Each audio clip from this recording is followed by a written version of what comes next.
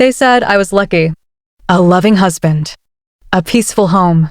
A perfect life. So when my husband died, no one asked questions. They called it fate. A sudden accident. One careless moment. The police didn't look twice. The doctors didn't hesitate. And everyone expected me to heal, quietly. But they didn't know him like I did. He never ignored his routine. Never missed a detail. Never left things unfinished. And the night before he died, he looked at me and said, "If something happens to me, don't trust what they tell you." That's when I understood the truth. This wasn't an accident. It was a message. And the real story was just beginning. Everyone said I was lucky. A stable marriage. A quiet home. A husband who never raised his voice and never missed a detail. From the outside, our life looked flawless. We didn't argue in public. We didn't post dramatic fights online. We paid our bills on time. We smiled at family dinners. People called it mature love. And for a long time, I believed them. My husband was the organized one. He planned our vacations months ahead. He handled the finances. He remembered my appointments better than I did. When I forgot my medication, he reminded me. When I felt tired, he told me to rest. When I worried too much, he told me to trust him. And I did. Because trust is easy when someone sounds calm. When they speak softly. When they never give you a reason to doubt them. Looking back now, that's what scares me the most. Not the anger. Not the violence. But the control that hides behind kindness. Our mornings followed the same routine. He woke up first. Made coffee. Checked his phone. Then woke me with a gentle tap on the shoulder. Morning, he'd say. "Did you sleep okay?" I always answered yes.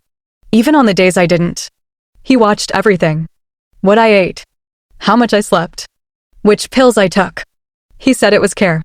I thought it was love. There were signs. Small ones. He didn't like when I changed my routine. He asked too many questions about my health.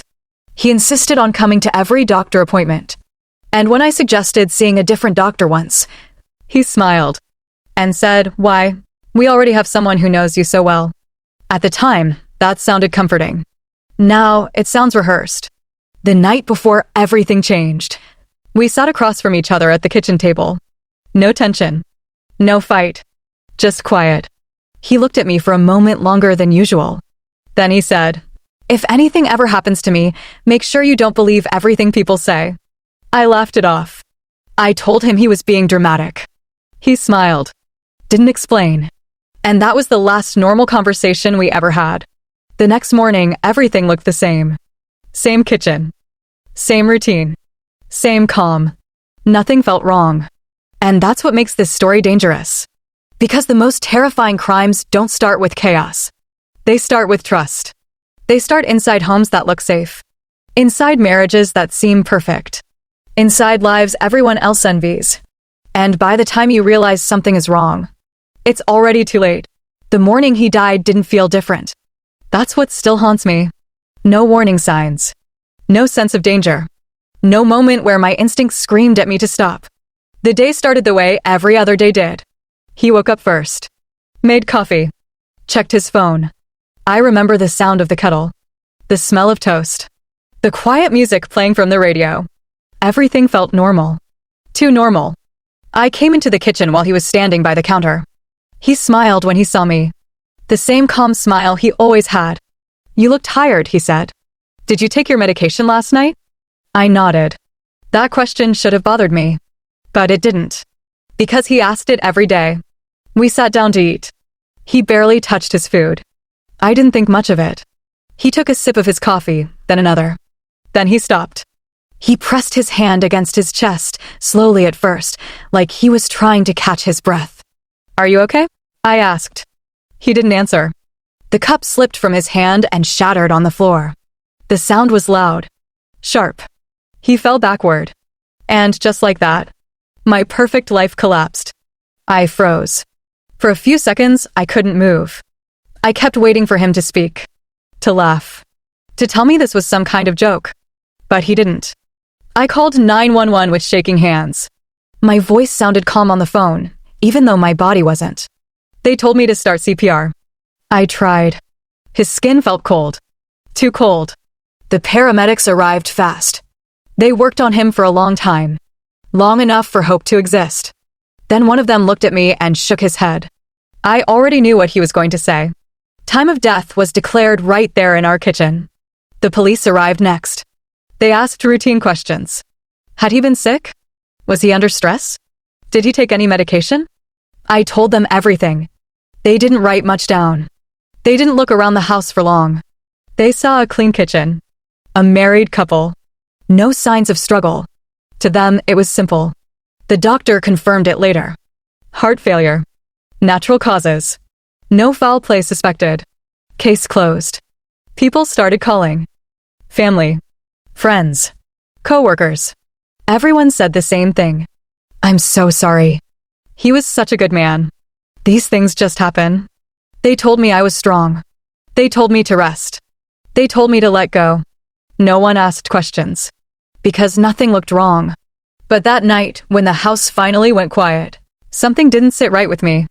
I replayed the morning over and over. The coffee. The question about my medication. The way he barely touched his food. And then I remembered something. He never drank coffee on an empty stomach. Never. He was careful about that. Always had been. I walked back into the kitchen. The floor was clean. The broken cup had been thrown away. But I could still see it. The moment everything ended. That's when the thought crept in. Soft. Uncomfortable. What if this wasn't an accident?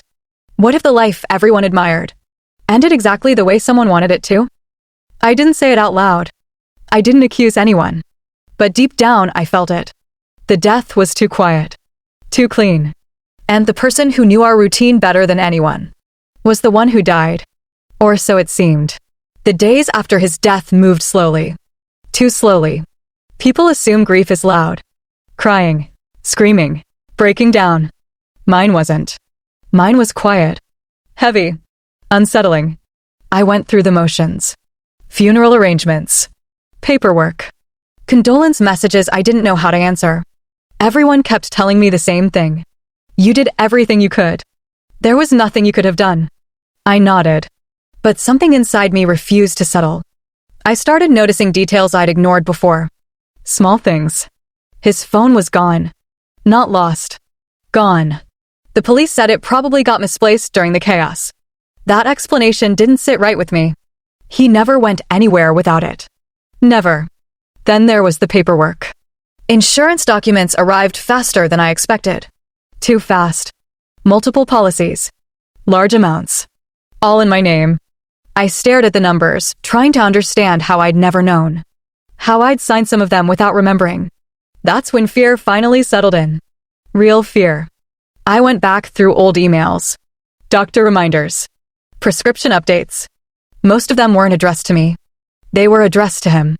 He had been managing my medical care for years. Every test. Every medication change.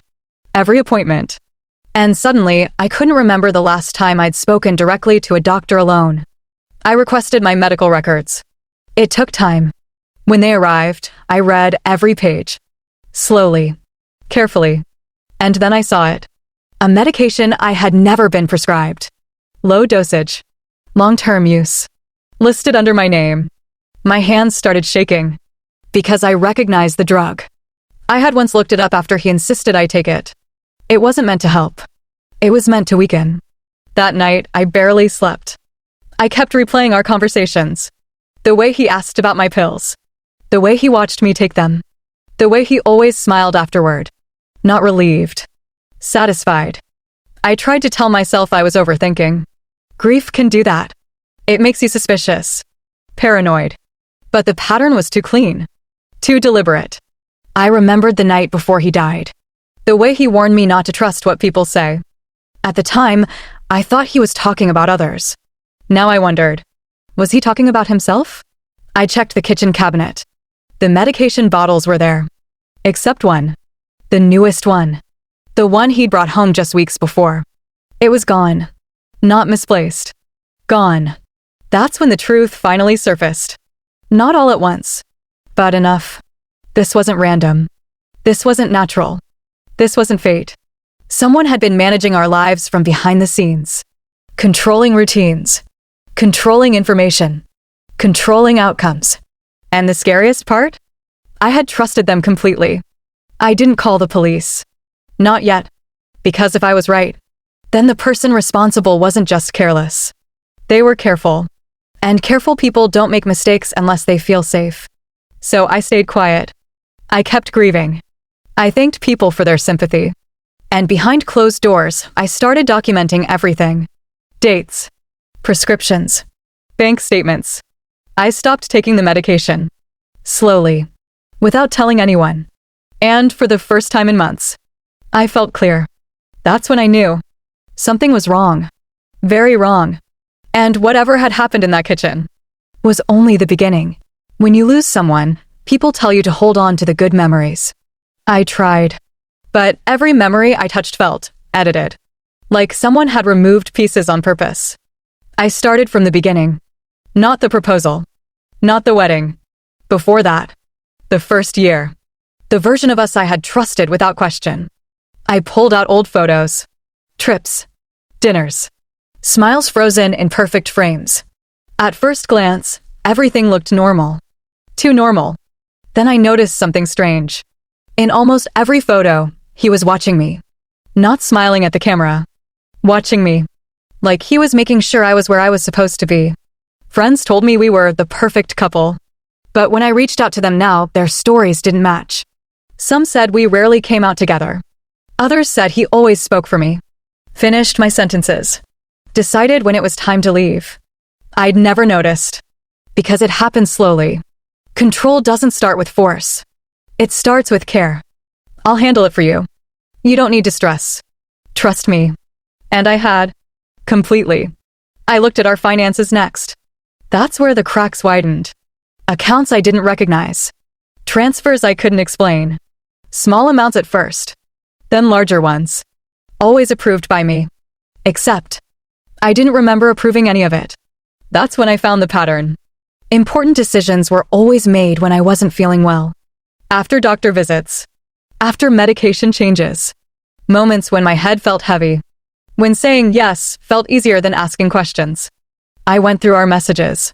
Years of texts. I wasn't reading what was written. I was reading what was missing. I never initiated serious conversations. I never questioned plans.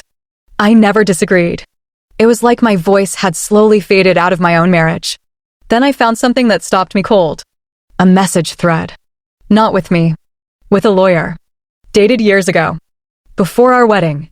The subject line read, long-term asset protection. I read every word. Carefully. There it was. A strategy. Not for love. For control. Insurance policies. Medical authority. Financial power. All designed to look like trust. All signed under the excuse of taking care of each other. My stomach turned. This wasn't a marriage built on affection. It was a structure. Planned. Calculated. And I was the center of it. Suddenly, his behavior made sense.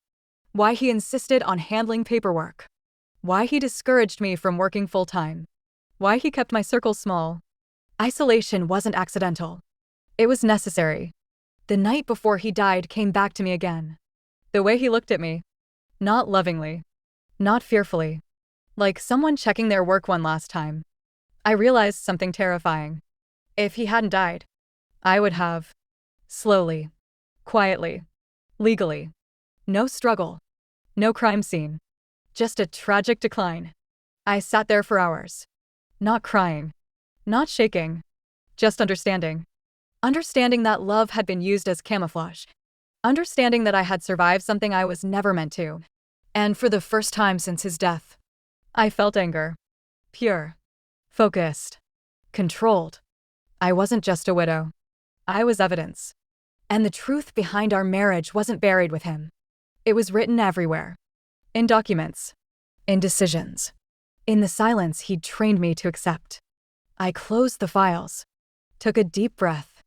And made a choice. I wouldn't expose the truth yet. Not publicly. Not loudly. Because people like him plan for everything. Except one thing. What happens when the person they tried to erase starts remembering who she really is? The truth about revenge is this. It's never loud at the end. It's quiet. Almost boring. That's how you know it worked. By the time they realized something was wrong, everything was already in motion. No threats. No confrontations. No dramatic accusations. Just paperwork. Deadlines. Signatures. The kind of things people ignore until it's too late. I didn't expose them. I positioned them. Every document I submitted was clean. Every move was legal. Every question came from someone who wasn't me. Auditors don't care about grief. Investigators don't care about excuses. And judges? They only care about patterns. The first one fell quietly. An account frozen. A deal paused. A phone call that wasn't returned. Panic shows up in small ways at first. A tremor in the voice. A rushed sentence. A meeting requested urgently. I declined. I had learned something important. Urgency is power. And I finally had it. They tried to reach me. Through lawyers. Through family. Through people who suddenly remembered I existed. I stayed silent. Because silence forces confessions. Then came the hearing. I sat there calmly. Black suit. Neutral face. No tears. I didn't need them. The evidence spoke better than I ever could. When his name was mentioned, I didn't flinch. When their faces changed, I didn't smile. Victory doesn't look like satisfaction. It looks like closure. By the time it was over, everything they'd built had collapsed inward. Not with an explosion, but with precision. Assets seized. Reputations questioned. Doors closed that would never open again. No one called it revenge. They called it consequences. And that was perfect. Later that night, I went home. I packed the last box. Removed the final trace of him from my life. And for the first time, the house felt quiet in a good way. I didn't win because I was smarter. I won because I waited. Because I listened. Because I refused to be the woman they expected. They thought my silence meant weakness. That was their last mistake. Because silence, when used right, is a weapon. And I learned how to use it beautifully. Everyone thinks the story ended in that courtroom. It didn't. That was just the part they were allowed to see. Months after everything was over, I got a call I never expected. A lab. Not a lawyer. Not the police. A lab. They had been rechecking archive samples for a different case. Old evidence. Old files. My mother's name was on the list. They told me the results didn't match the original report. The cause of death? Correct. The timing? Not even close. She didn't die when they said she did. She died hours later, which meant something no one wanted to admit. She was alive, when help could have saved her, and someone chose not to call it. That's when I understood the final truth. It wasn't just murder. It was waiting, watching, letting it happen. I never added that evidence to the case. I never reopened the file, because by then, justice had already happened, and reopening it wouldn't bring her back. But I keep the report, locked away, because some stories aren't meant for courtrooms. They're meant as warnings. And if the person who did this ever thinks they got away with something, they should remember one thing. I don't talk. I don't forgive. And I never stop watching.